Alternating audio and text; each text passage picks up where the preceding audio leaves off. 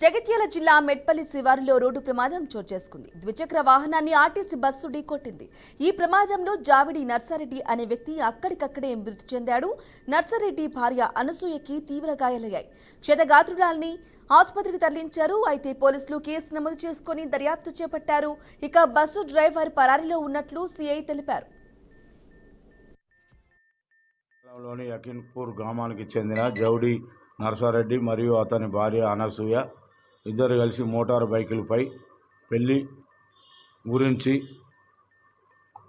యకిన్పూర్ నుండి వేంపేట గ్రామ శివారులో ఉన్న ఫంక్షన్ హాల్కు వచ్చుచుండగా ఎస్ఆర్ ఫంక్షన్ హాల్ ముందు అతని బైకు ఎదురుగా ఒక ఆర్టీసీ ఎయిర్ బస్ డ్రైవరు తన బస్సును అతివేగంగా అజాగ్రత్తగా నడుపుకుంటూ వచ్చి బైక్పై వెళుచున్న నర్సారెడ్డికి టక్కర్ ఇవ్వగా నర్సారెడ్డి అక్కడే కింద పడి తలపై బస్సు వెనుక టైరు వెళ్ళగా తల పగిలి అక్కడికక్కడే మరణించినాడు.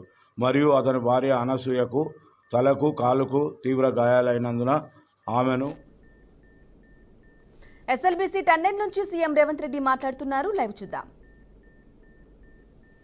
ప్రభుత్వం బిల్లులు ఇవ్వకపోవడం వల్ల ఆ సంస్థ ఇబ్బంది పడితే ఆ సంస్థ చెల్లించాల్సిన కరెంటు బిల్లులు చెల్లించలేదని విద్యుత్ శాఖ ఇక్కడ పని జరుగుతున్న మిషనరీలకు సంబంధించిన విద్యుత్తును కూడా కట్ చేయడం జరిగింది.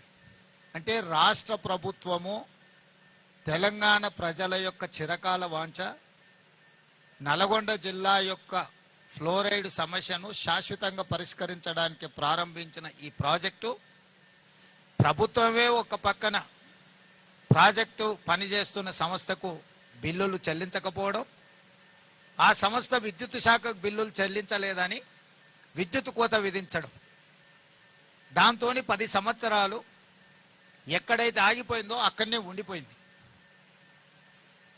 కాంగ్రెస్ అధికారంలోకి వచ్చిన తర్వాత అత్యంత ప్రతిష్టాత్మకమైన ఈ ప్రాజెక్టును ఎట్లయినా పూర్తి చేయాలని అన్ని రకాలుగా దీన్ని పరిశీలించి సాంకేతిక నిపుణులతో చర్చించి ఆగిపోయిన పనులను తిరిగి ప్రారంభించడానికి టన్నెల్ బోర్ మిషన్కు సంబంధించి కొన్ని రిపేర్లు, అదేవిధంగా వాళ్ళకి చెల్లించాల్సిన బిల్లులు, అదేవిధంగా సాంకేతికంగా ఉన్న సమస్యల్ని పరిష్కరించడానికి ఆనాడు ఉత్తమ్